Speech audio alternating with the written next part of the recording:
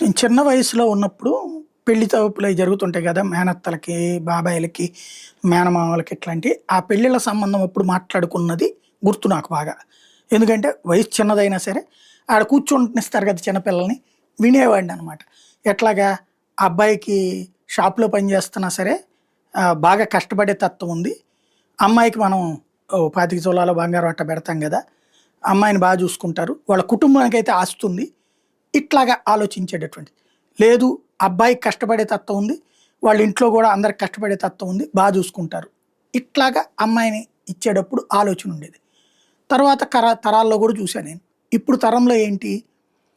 అమ్మాయి పెద్దగా ఇంటి పనులు, వంట పని చెయ్యక్కర్లేకుండా ఉండాలి అత్తారింట్లో. అట్లాగే అత్తారింట్లో అత్తగారితో ఆహ్, మాటలు వినక్కర్లేని పరిస్థితి ఉండాలి. అంటే ఆధిపత్యం అమ్మాయికే ఉండాలా. ఆడపడుచు వాళ్ళ వ్యవహారాలు పట్టించుకోము అని ముందే చెప్పేసేటటువంటిది. లేపోతే దాని పేరేంటి అదేదో ఒక డైలాగ్ గూడా వాడుతున్నారనమాట. మీ దగ్గర వేస్ట్ సరుకులు ఎన్నున్నాయి అనేటటువంటి పదాలు గూడా. అంటే ఆహ్, వృద్ధులు ఎవరున్నారు? వాళ్ళని వేస్ట్ సరుకు. వృద్ధుల్ని చూడమని చెప్పేటటువంటిది ముందే చెప్తున్నటువంటి పరిస్థితిలో. పైగా మేము 10,00,000 ఇస్తాం. నీ దగ్గర ₹1,00,00,000 ఉండాలి.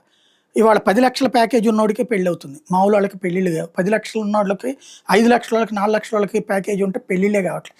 10,00,000 ప్యాకేజ్ ఉండాలి. ఒక ₹1,00,00,000 ఆస్తి ఉంటే మధ్య తరగతి అమ్మాయి పెళ్లి చేసుకోవడానికి ముందుకొస్తది. ఒక 5, 6 లక్షలు ఉండి, ఒక 50,00,000 ఉందంటే పేద కుటుంబాలకు సంబంధించిన అమ్మాయిలొస్తుంది. డైవోర్స్‌కి సంబంధించినటువంటి తాజా సర్వేలో తేలిందదే. ఆహ్, ఈ విడాకులలో ప్రధాన కారణం కుటుంబంలో వృద్ధుల యొక్క బాధ్యతలు తీసుకోవడం, అత్తమామలతో విభేదాలు పడుతుండటం. దేనికయ్యా అంటే అత్తమామల ఆస్తి వీళ్ళకి కావాలి. భర్త తన మాటే వినాలి. అదే సందర్భంలో అత్తారింటి బాధ్యతలు తీసుకోరు. కాదంటే విడాకులు ఈ కాన్సెప్ట్. ఇవి పెరిగిపోతున్నాయి అన్నటువంటిది ఏదైతే మొన్ననే చెప్పుకున్నాం కదా! భరణాల కోసం 42% మంది అప్పులు తీసుకుంటున్నారన్నటువంటిది. అలాగే ముందున్నటువంటి ఆస్తులు ఈ పెళ్ళిళ్ళ తర్వాతన నాశనం చేసుకుంటున్నటువంటి వాళ్ళు బోలెడంతమంది ఉంటున్నారు. కేసుల పాలై మానసికంగా నలిగిపోతున్న వాళ్ళు బోలెడంతమంది ఉన్నారు అన్నటువంటిది తేలుతోంది.